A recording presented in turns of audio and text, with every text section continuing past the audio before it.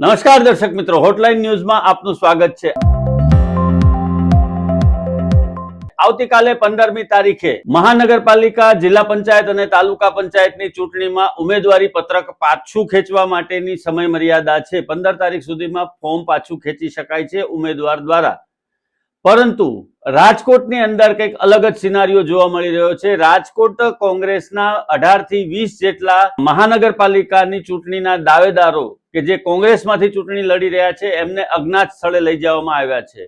રાજકોટ કોંગ્રેસના પ્રમુખ રાજદીપસિંહ જાડેજાએ એવી જાહેરાત કરી છે કે એમના જે ઉમેદવારો છે એમને ભારતીય જનતા પાર્ટીના જે કાર્યકરો અને નેતાઓ છે એ સંપર્ક કરી અને લોભ લાલચ આપી રહ્યા છે અથવા તો ડરાવી ધમકાવી રહ્યા છે અને એમને ફોર્મ પાછું ખેંચી લેવા માટેનું દબાણ કરી રહ્યા છે અને આ ચૂંટણીની અંદર એક તરફી વિજય મેળવવા માટેનો પ્રયત્ન કરી રહ્યા છે।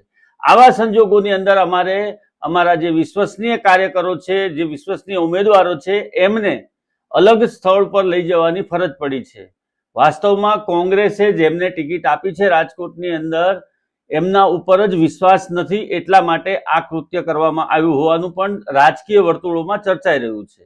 બીજી તરફ કોંગ્રેસને ડર છે કે એમના જે ઉમેદવારો છે એમના ફોર્મ પરત ખેંચાવી આવતીકાલે અને ભારતીય જનતા પાર્ટી બિનહરીફ વિજેતા થાય કેટલાક ઉમેદવારો, એવી એક સંભાવના છે। આ બધા રાજકીય કમઠાણોની વચ્ચે હવે રસપ્રદ તબક્કામાં સમગ્ર રાજ્યની મહાનગરપાલિકા, નગરપાલિકા, તાલુકા પંચાયત અને જિલ્લા પંચાયતની ચૂંટણીઓ પહોંચી છે, ત્યારે આવનારા દિવસોની અંદર શું નવા ખેલ આવે છે એ હવે જોવાનું રહે છે।